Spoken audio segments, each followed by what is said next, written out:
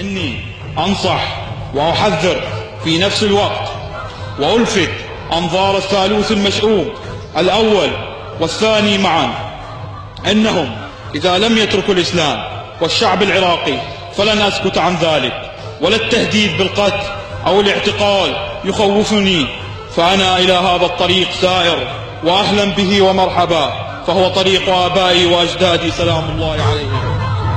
لبيك لبيك يا حسين.